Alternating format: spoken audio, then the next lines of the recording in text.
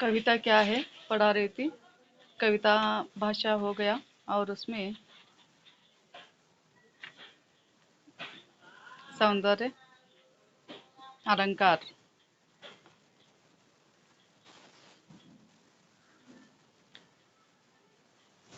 अलंकार आज बोलना है।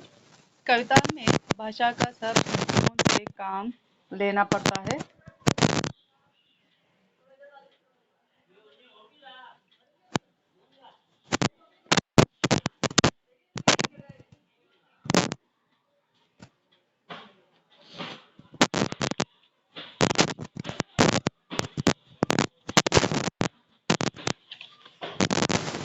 कविता में सब शक्तियों से काम लेना पड़ता है। वस्तु या व्यापार की भावना चटकीली करने और भाव को अधिक उत्कर्ष पर पहुंचाने के लिए सभी वस्तुओं को आकार, गुण और रूप बढ़ाकर दिखाना पड़ता है।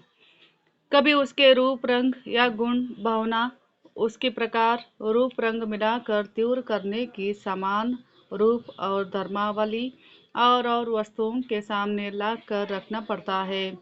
कभी कभी बात को घुमा फिरा कर कहना पड़ता है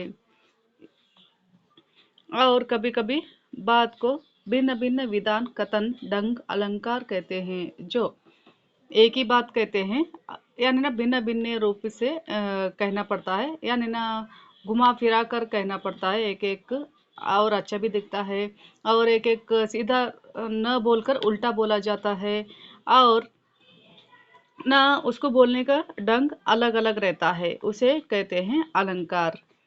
रूप रंग मिलाकर तीव्र करने के लिए समान रूप, धर्मावली और वस्तुओं का कभी कभी वहाँ घुमा फिरा कर कहना पड़ता है। इसी तरह से भिन्न भिन्न विधान, कथन के ढंग अलंकार कहते हैं। इनके सहारे कविता अपना प्रभाव बहुत कुछ बढ़ाती है और कुछ बढ़ाती है, कहीं कहीं ना वहाँ बिना काम नहीं चल सकता, पर साथ ही भी स्पष्ट की जाती है, इसका साधन ही साध्य है। सादे को भूलकर मान लेना कविता कभी कभी इतना विकृत हो जाता है, कविता नहीं जाती। पुरानी कविता कहीं न कहीं इस बात का उदाहरण मिलता है। अलंकार चाहे अप्रस्तुत वस्तु योजना के रूप में हो, जैसा उपमा और रूपक, उत्प्रेक्ष इत्यादि। जो उपमा देखिए, एक एक नाटक है बोलो तो उसमें उपमा, रूपक, उत्प्रेक्ष आदि दिखते हैं, यानी ना सभी हाथ से मिलाकर रहते हैं, उसे कहते हैं। अलंकार भी उसके साथ ही रहता है। चाहे वाक्य वक्रता के रूप में हो, जैसे अप्रशंसता और अप्रस्तुत परिसंख्या, व्यास, स्तुति, विरोध इत्यादि। चाहे वर्ण विन्यास के रूप में हो, जैसे अनुप्रास लाए जाते हैं, वे प्रस्तुत भाव भावना के उत्कृष्ट साधना और मुख के वर्णन, कमल, चंद्र इत्यादि के रखने के लिए इसके वर्ण, रुचिता, कोमलता, दीप्ति इत्यादि योग्य की भावना बढ़ जाते हैं। सादृश्य वहाँ सामान्य रूप दिखाना, उत्प्रेक्ष इत्यादि अलक्ष्य हो जाना और इसी बात को भूलकर वहाँ बहुत से उपमान चला देते हैं।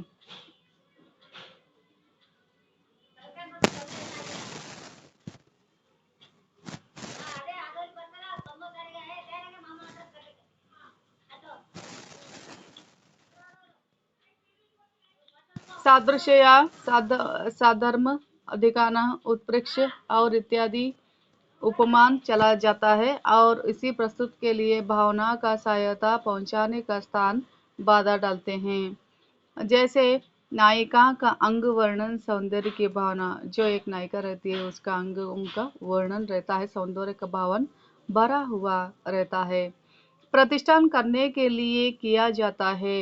ऐसे वर्णन यदि कमर का प्रसंग आने पर वहां सिम पर कमर सामने कर दी जाएगी। सौंदर्य की भावना क्या वृद्धि होगी।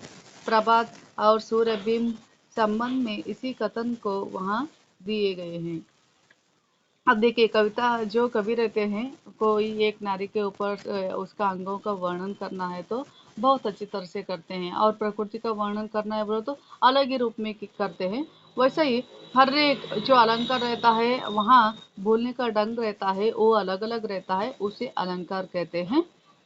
जैसे ऐसे वर्णन का कमर का प्रसंग आने पर वहाँ पर भीड़ का या सिंह के कमर के सामने कर दी जाएगी, नारी का सौंदर्य का वृद्धि होगी। प्रभात सूर्यबिंब का कथन, इधर प्राणियों का भी वहाँ कमर का किस तरीके से करते हैं यहाँ पर बोल रहे हैं।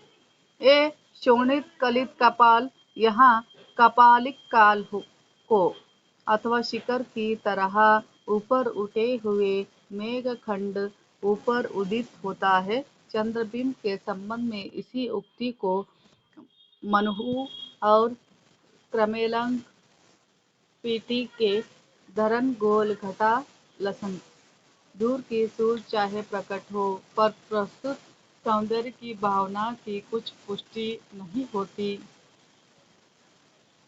पर जो लोग चमत्कार ही काव्य का स्वरूप मानते हैं, वे अलंकार का काव्य का सर्वस्व कहीं चाहे चंद्र लोकांकार तो कहते ही है।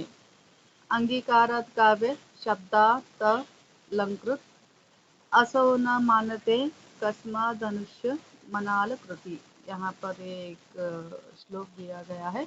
भरत मुनि ने रस की प्रधानता की और संकेत किया था। यहाँ पर बोल रहे हैं, जो ऊपर श्लोक दिया है उसका अर्थ बोल रहे हैं।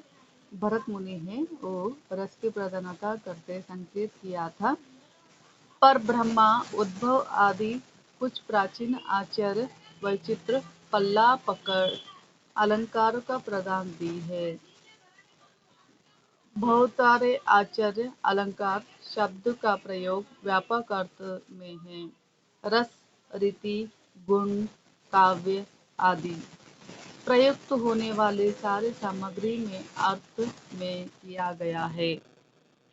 पर जो जो शास्त्रीय विचार गंभीर और सूक्ष्म होता गया, तो साध्य और साधनों का विविक्त करके वहाँ नित्य स्वरूप मर्म शरीर का अलग निकालने का प्रयास बढ़ता गया।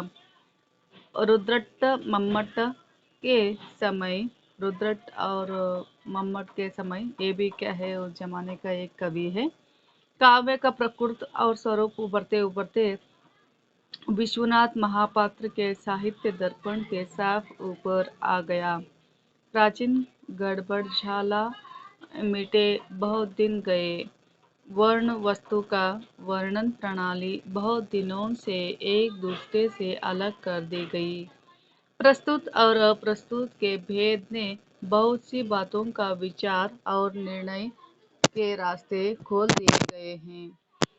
अब यहाँ स्पष्ट हो गया है कि अलंकार प्रस्तुत का वर्ण वस्तु का बल्कि वर्णन का भिन्न भिन्न प्रणालियाँ कहते हैं, खास ढंग है। प्राचीन अवस्थाएं और स्मारक रूप में अलंकार ऐसे ही चले आ रहे। वर्ण और वस्तु उद्देश्य करते हैं, अलंकार के लिए नहीं कहे जा सकते। उदांत और अत्युक्ति स्वभावोक्ति से लेकर अलंकार प्रेमी कहाँ बैठे हैं। प्रकृति का वर्णन भी वहाँ स्वभावोक्ति अलंकार ही, जो प्रकृति का वर्णन है रहता है स्वभावोक्ति, स्वभाव के तरह ही रहता है, वो भी एक अलंकार है जो प्रकृति में दिखता है। पर सभाओक्ति के लिए कोटि में आ नहीं सकती। अलंकार का वर्णन करने से प्रणाली वस्तु का साध्य कथन का किसी अलंकार प्रणाली में अंतर्गत किया जा सकता है। किसी वस्तु विशेष अलंकृत प्रणाली के संबंध में वहाँ नहीं किया जा सकता है। तथ्य वहाँ, परिणाम यहाँ रह जा सकते हैं। निर्देश वस्तु अलंकार काम नहीं रह सकता। रस व्यवस्था का वहाँ किन किन विषयों, वस्तुओं और चेष्टाओं का वर्णन, किन किन रस भावों का अनुभव अंतर्गत आएगा, इसकी सूचना और रस निरूपण अंतर्गत कर सकते हैं। अलंकार के लिए ठीक ठीक ढंग से नहीं की जा सकता। काव्य प्रकाश के लिए करने का वहाँ यह नारी का लक्षण किया गया है। सभावोक्ति और डिबादे सक्रिय रूप वर्णनम, अर्थात जिसमें इस जो श्लोक दिए उसका अर्थ देखिए। अर्थात जिसमें बालक दिनों का निज क्रिया या रूप का वर्णन सभावोक्ति है। प्रथम बालकानिंद व्याप्ति कहा जा सकता है, यही स्पष्ट है। समझा जा रहा है सृष्टि का वस्तुओं का रूप और व्यापार का वर्णन सभावोक्ति है।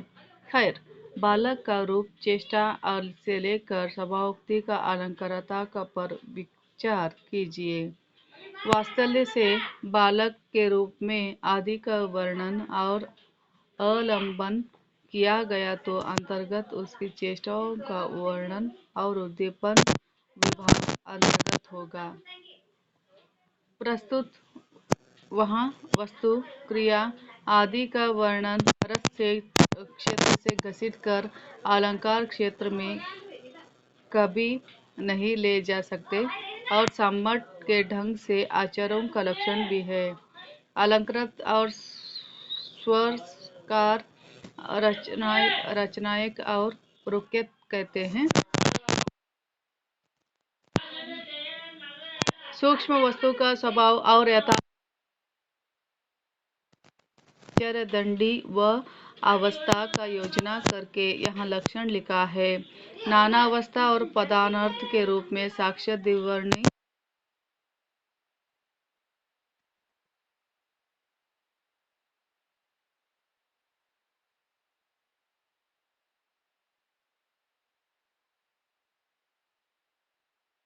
पुरुष और अलंकार लाद कर सुंदर नहीं हो सकती। उसी प्रकार के लिए प्रस्तुत वस्तु का वहाँ तथ्य का रमणीयता के लिए अभाव, अलंकारों का ढेर काव्य और सजीव स्वरूप नहीं खड़ा रहता है।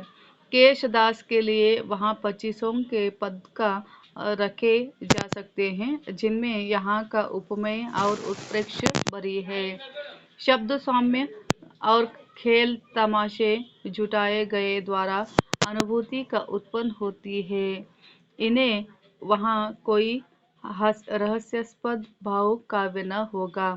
आचार्य अलंकारों के लिए काव्य और शोभादशी आदि के लिए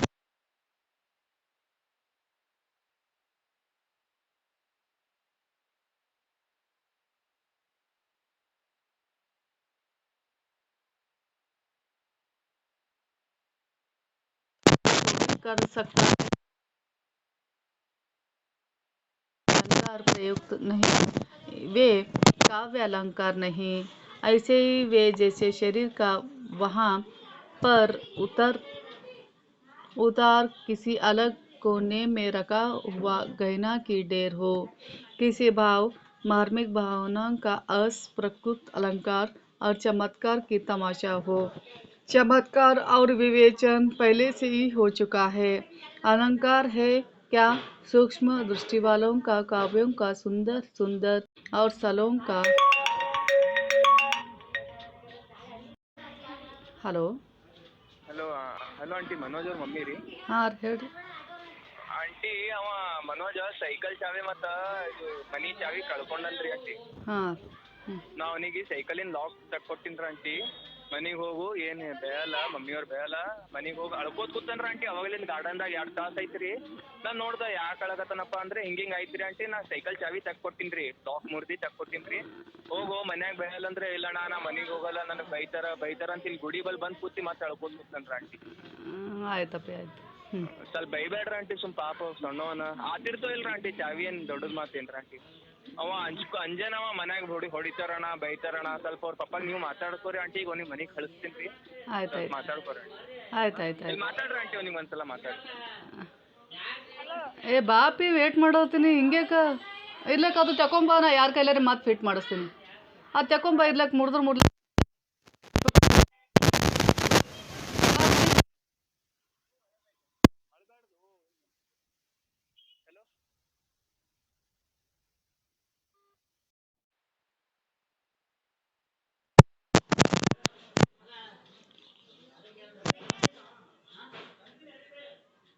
अलंकार क्या है? सूक्ष्म दृष्टि वालों का काव्यों का सुंदर से सुंदर और स्थलों के लिए और उनकी रमणीय के कारणों की खोज करने लगे हैं। वर्णन शैली का कथन की वहाँ पद्धति में ऐसा ही लोगों का जो जो विशेषता मालूम होती गई उनका और नामकरण करते हुए गए।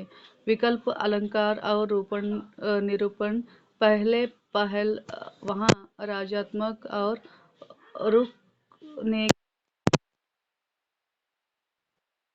काव्यों का जितने रमणीय स्थलों के लिए सब ढूंढे गए हैं। वर्णन में जितने वहाँ प्रणालियाँ हो सकते हैं हो गई है।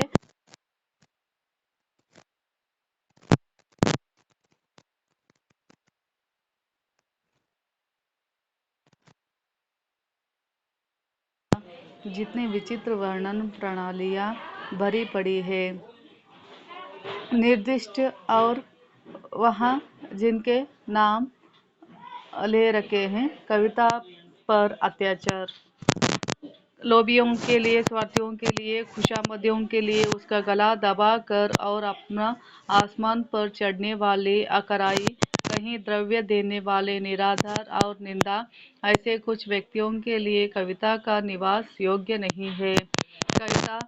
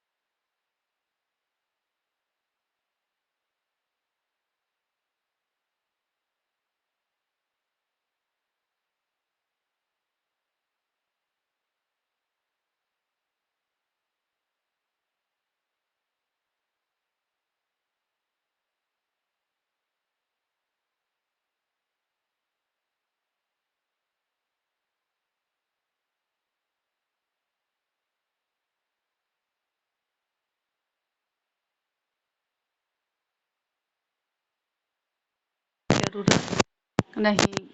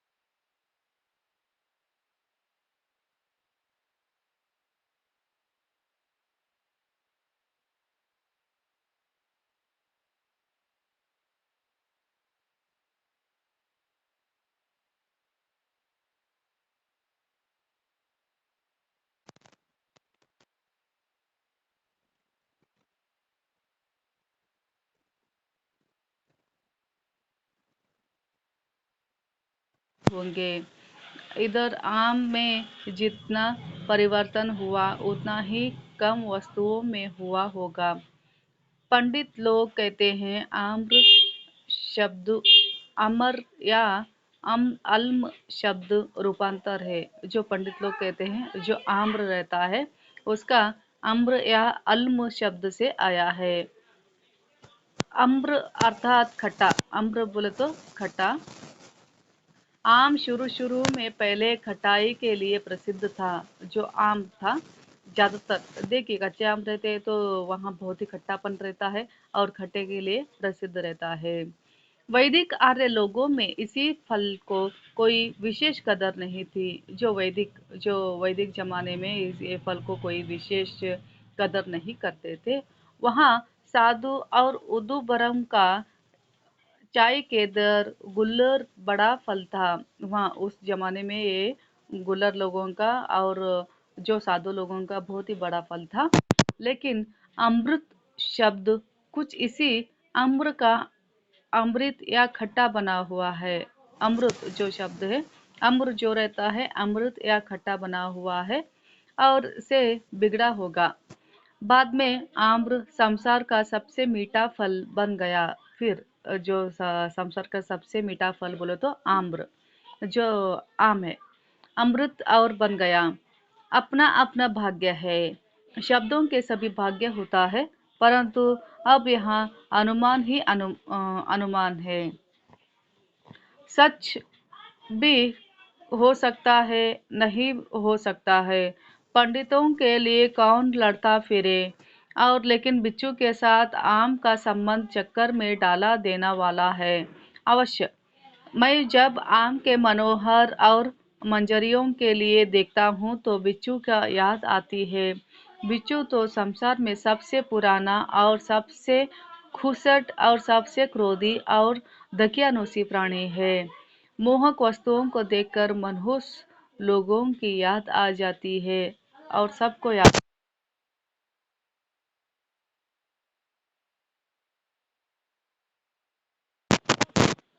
मलाई और मंजरी और मदन देव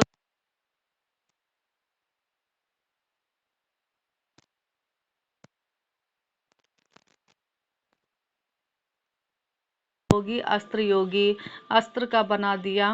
कुछ ठिकाना और बेतुक कम परंतु सारी दुनिया में यानी बच्चों की दुनिया के लिए सच मानती रही। और पर साल मैंने वसंत पंचमी के लिए नए आम्र मुकुल देखे थे पर बड़े जल्दी मुरझा गए। उसी आम को दोबारा और फूलना पड़ा। मुझे बड़ा और अद्भुत लगा कि आगे आगे क्या फूलते हैं फूलते हो। जरा और रुक के और फूलते हैं। कौन सा ऐसा यात्रा बिगड़ी जाती है। मेरे एक मित्र ने कहा था मुझे ऐसा लगता है नववधु के समान यहाँ बिचारी और आम्र मंजरी जैसा झकान बाहर निकली। सामने हमारे जैसे मनहूसों को देखकर लज्जा गई।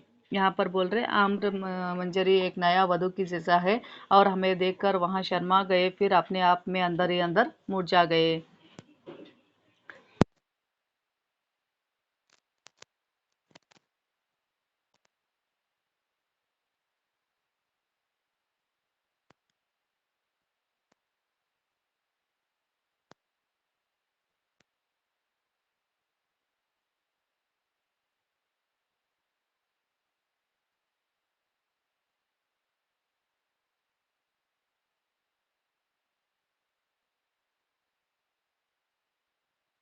दास ने इसी प्रकार के एक बार आम्र मंजरी को संकुचाते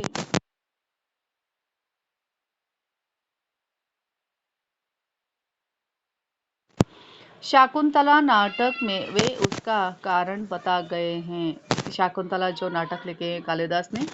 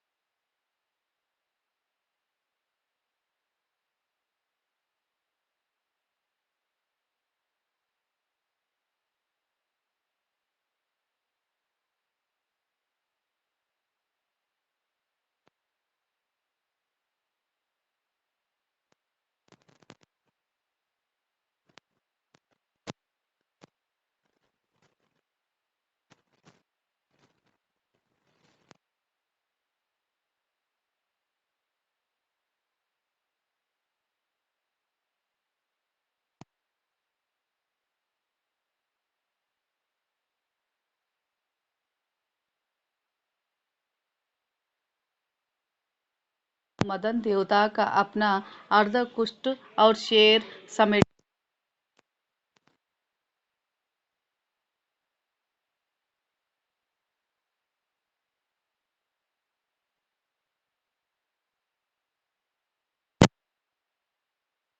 इतिहास में बदल थोड़ा जाएगा। इसी घटना के बाद में जैसे कालिदास ने मनहूस नहीं करते मुझे ही क्यों कहेगा।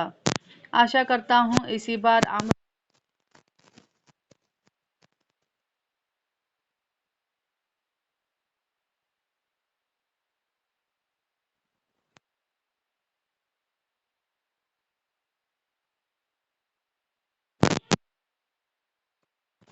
नहीं फैली है, किंतु देर भी नहीं है।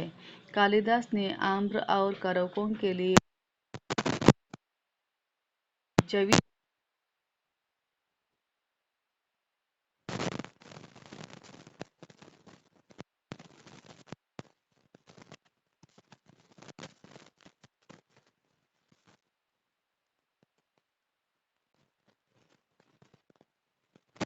को देखकर वहाँ जो आनंद और विलास रहता है, ऋतु श्रद्धा देखने के लिए दृष्टि से लगती है।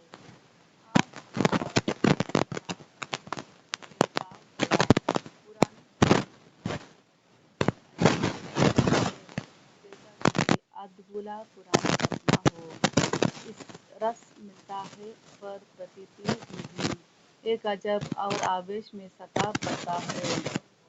आम्र कोरोपियन का प्रसन्न और भावोच्छ्वास लहर से क्षमा सुनाई पड़ता है। अगर आम्र कोरोपी के लिए गंध पर जरूर पड़ना चाहिए। पुष्प बाहर से लदे हुए आम्र जो बहुत बड़े पुष्प के लगे हुए आम्र के प्रतीक रहता है। भाव से निकल जाने वाले सैकड़ों मनुष्यों के लिए मैंने अपनी आंखें देखा है। कोई नाच नहीं उठता, परंतु एक बार तो वहाँ थोड़ा विहल हुआ था। एक कविता लिख डाली थी, महान ग्रंथा लिखते हैं।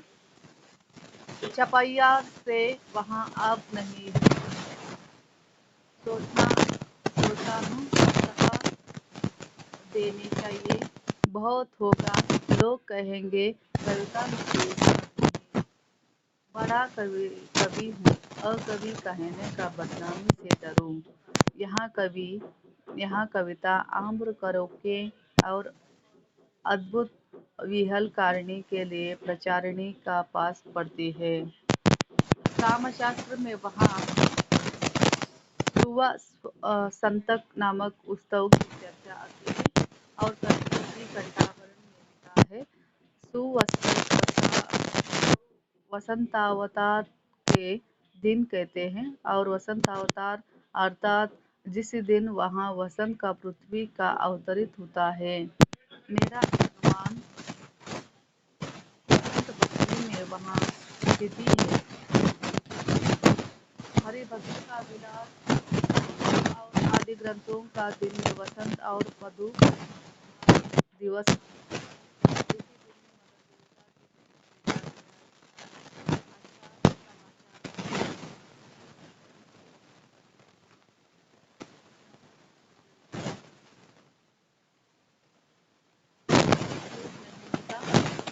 पुराने जमाने में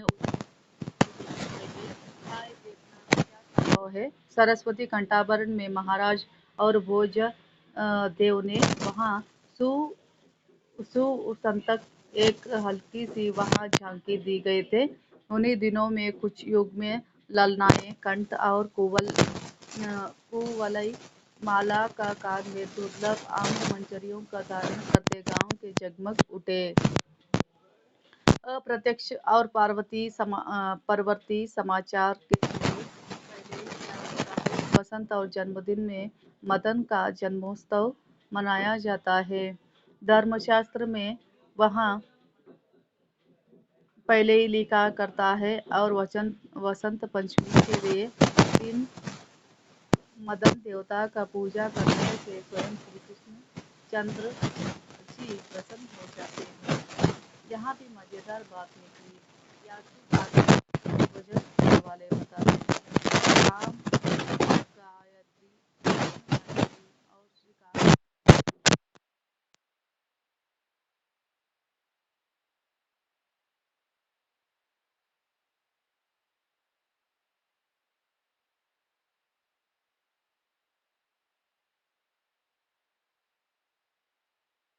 और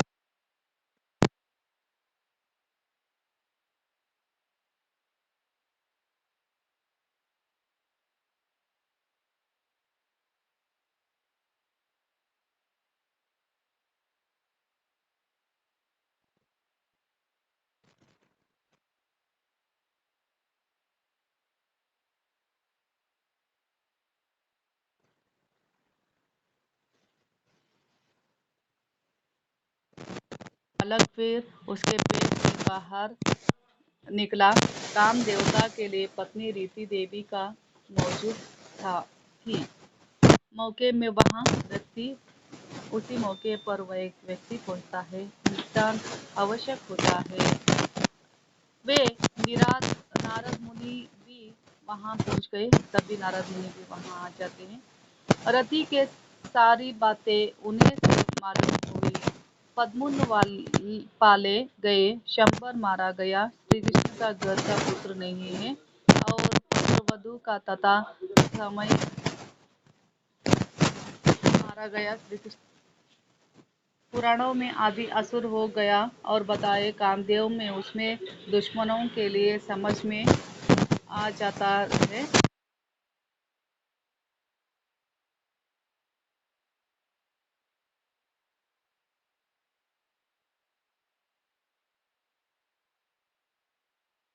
चमकती हुई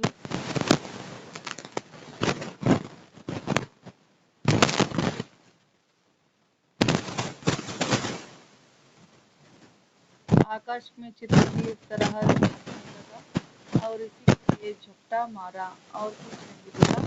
सुंदर दल के लिए कुछ देख लेने की आशा पोषा मूर्खता हुई, पर आदत बुरी तरह का चीज है। आरंभ के साथ वहाँ असुरों के दामन के दैत्यों का संघर्ष और साहित्य से भर पड़ा है। रह रह कर मेरा ध्यान मनुष्य के अद्भुत और विजय यात्रा के लिए खिंच जाता है। जितना भयंकर साधना रह गया होगा, उतना ही पालने में सोए लड़कियों का तक चुरा लिए जाते होंगे। पक्षों में वहाँ उपास्य देवता के लिए समान श्रद्धा के ग्रहण हो जाते हैं। आज इतिहास हिंदू मुसलमानों के लिए इसी प्रकार का लज्जात्मक संघर्ष और व्यापृत है। बच्चों के लिए गए छल, स्त्रियों को मार डालना और चलनी गाड़ी फेंक देना, मनोहर घरों में आग लगा देना मामूली सी बातें हो गई। मेरे मन में कहता है, ये सभी बातों को भुला दी जाएगी। दोनों और दलों में अच्छी बातें आ जाएगी और बुरी छोड़ दिए जाएंगे। पुरानी इतिहास में वहाँ दृष्टि में ले जाता है, वर्तमान इतिहास और निराशाजनक ये नहीं मालूम होता है। कभी कभी निकम्मी आदतों के लिए अक्ल मिलता है। आज के लिए इतना ही। कॉलेज में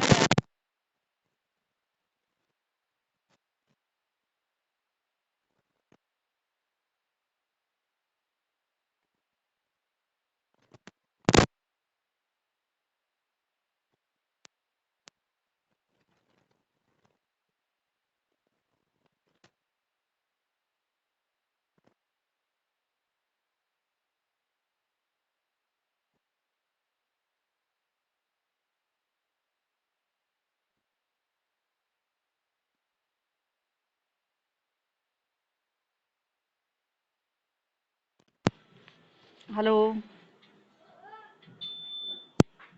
कॉलेज में नैक के लिए डांस वगैरह सिखाने वाले टीचर्स आ रहे, इसीलिए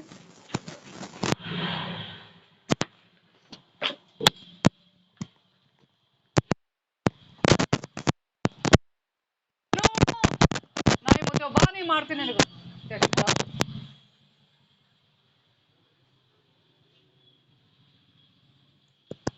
छोड़ती हूँ देख के क्लास छोड़ रही हूँ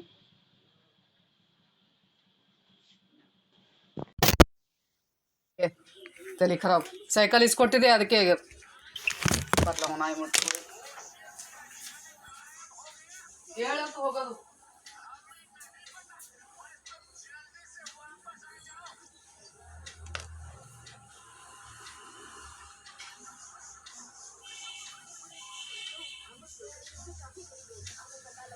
ಯಾವ್ದು ತಲೆ ಖರಾಬ್ ಮುಂಚೆನೇ ಆಗ್ತದೆ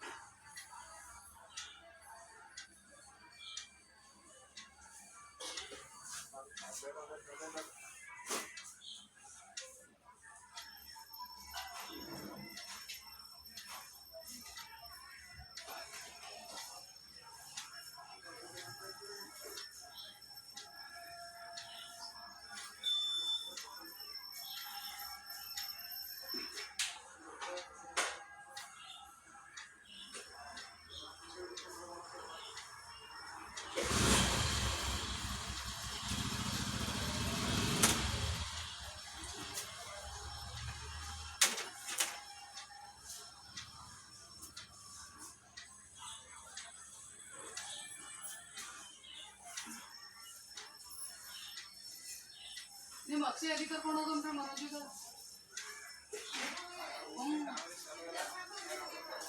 ಇಲ್ಲ ನಾವು ಯಾರ್ದು ಸೈಕಲ್ ತೊಗೊಂಡಿಲ್ರಿ ಈಗ ಫಾರನ್ ಸೈಕಲ್ಗೆ ಬೆನ್ ಹಚ್ತಾರೆ ಈಗ ನಿಮ್ಗೆ ಸೈಕಲ್ ಖರಾಬ್ ಆಗಿರ್ತು ಅವನಿಗೆ ಬೆನ್ ಹಚ್ತಾರೆ ನಮ್ಮ ಸೈಕಲ್ ನಾವಂತೂ ಒಂದು ಸೈಕಲ್ ಒಂದ್ಸಲಿ ಅಂತೂ ನಿಮ್ಗೆ ತೊಗೊಂಡಿಲ್ರಿ ಈಗ ತೊಗೊಬೇಡತ್ ಹೇಳ್ರಿ ಈಗ ಇಲ್ಲ ಅವ ಈಗ ಮುಂಜಾನೆ ಮನೆಗೆ ಹತ್ತಿಲ್ರಿ ಈಗ ಅವ ಈಗಂತೂ ಬಂದನಿ ಈಗ ಮಾತಾಡ್ಬೇಕನ್ನೋರಿಗೆ ನಾ ಕ್ಲಾಸ್ ತೊಗೊಳ್ತೀನಿ ಓಡೋದಂದ್ರ ಅವ ನೆಕ್ಸ್ಟ್ ಬಾ ಬಾ ಅಂತ ಹೇಳಿ ಕರ್ಕೊಂಡು ಕೇಸಿಂದ ಓಡೋಗ್ಯಾನ ಈಗ ಅದು ಸೈಕಲ್ ಚಾವಿನ ಕಳ್ಕೊಂಡು ಬಂದ್ರೆ ಈಗ 24 ಗಂಟೆ ಈಗ ಹೊರಗೆ ಅದು ಕ್ಲಾಸ್ ತೊಳೋಕಂದ್ರೆ ಹೊರಗೆ ಓಡೇ ಹೋದ್ರು ಅವ್ರು ನಿಂದಿರ್ಲಿಲ್ಲ.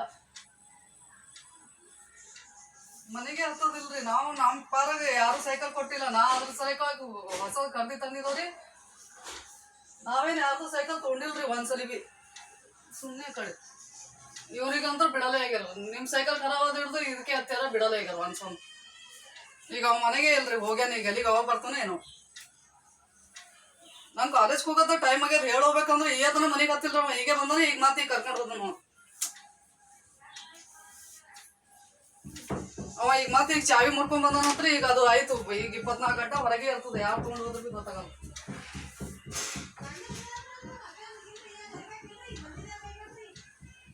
ಅವನಿಗೆ ಕರ್ಕೊಂಡು ಹೋಗ್ಯ ನೋಡ್ರಿ. ಈಗ ಅವ ಚಾವಿನೇ ಮುರ್ಕೊಂಡ್ ಬಂದನ್ರಿ. ಈಗ ಅದು ಹೊರಗೆ ಇರ್ತದೆ. ಈಗ ಆಯ್ತು. ಚಾವಿ ಮುರ್ಕೊಂಡ್ ಬಂದನ್ರಿ. ಚಾವಿ ಕಳ್ಕೊಂಡ್ ಬಂದನ ಅಂತ ಆಯ್ತು. ಈಗ ಹೇಳೋ ಪಾರ್ಸ್ ಕೇಳಲ್ಲ ರೀ. ಒಟ್ಟ ಮನೆಗಿರಲ್ಲ.